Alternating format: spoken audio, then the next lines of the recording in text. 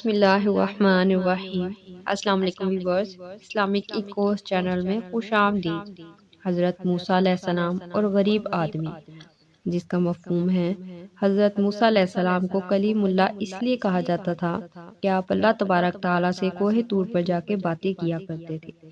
آپ علیہ السلام کا ایک امتی تھا جو بہت زیادہ غریب تھا۔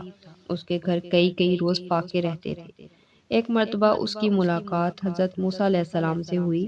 وہ کہنے لگا، اے موسیٰ علیہ السلام، آپ کلیم اللہ ہیں۔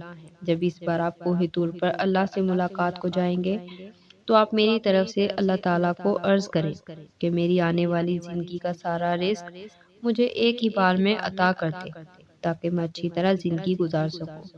حضرت موسیٰ علیہ السلام نے اس کی فریاد اللہ تعالیٰ کی خدمت میں پیش کر دی۔ اللہ تعالیٰ نے اس کی فریاد قبول فرما دی اور اس کو چند بھیڑ، بکریاں، گندم اور کچھ مزید چیزیں عطا کر دی۔ اس کے بعد حضرت موسیٰ علیہ السلام اپنے روزانہ کے کاموں میں لگ گئے۔ کچھ عرصہ گزرنے کے بعد حضرت موسیٰ علیہ السلام کو وہ بندہ یاد آ گیا۔ آپ علیہ السلام نے سوچا کہ پتہ تو کروں اس کا کیا بنا۔ جب اس کے گھر پہنچے تو آپ علیہ السلام نے دیکھا کہ اس نے عالی شان مکان بنایا ہوا تھا۔ اس کے گھر میں مہمانوں کا رش لگا ہوا تھا۔ دسترخوان بچھے ہوئے تھے، کئی اقسام کے کھانے رکھے ہوئے تھے۔ سب کھا پی کر الحمدللہ کہہ کر مزے اڑا رہے تھے۔ حضرت موسیٰ علیہ السلام یہ منظر دیکھ کر بہت حیران ہوئے۔ آخر یہ کیا ماجرا ہے؟ کچھ دنوں کے بعد کوہ طور پر اللہ سے ملاقات کی تو اللہ پاک سے فرمایا، اے پروردگار عالم، آپ نے اس بندے کو جو رزق دیا تھا وہ تو بہت کم تھا، لیکن آج اس بندے کے پاس کئی زیادہ نعمتیں ہیں۔ یا اللہ، میں یہ سمجھنے سے قاصر ہوں، بے شک آپ خوب جانتے ہیں۔ اللہ تعالیٰ نے فرمایا، اے موسیٰ، بے شک وہ اس رزق کو اپنی ذات پر خرچ کرتا تو اس کا رزق بس وہی تھا جو اس کو ہم نے دیا تھا۔ میرے اس بندے نے میرے ساتھ نفع کی تجارت کی ہے۔ موسیٰ علیہ السلام نے فرمایا، اے میرے پروردگار، یہ نفع کی تجارت کیا ہوتی ہے؟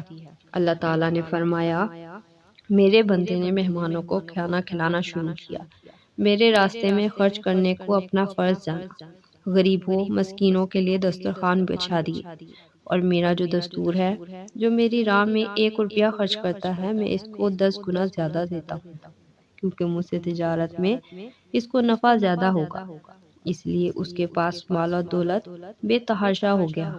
سبق: اللہ تعالیٰ فرماتا ہے، اے میرے بندے، تو میری راہ میں 1 روپیہ خرچ کر، میں تجھ کو 10 گنا زیادہ دوں گا۔ لیکن ہمارا ایمان اور ٹوٹا پھوٹا یقین یہ ہے کہ ہم اللہ تعالیٰ کی راہ میں دینے سے کتراتے ہیں۔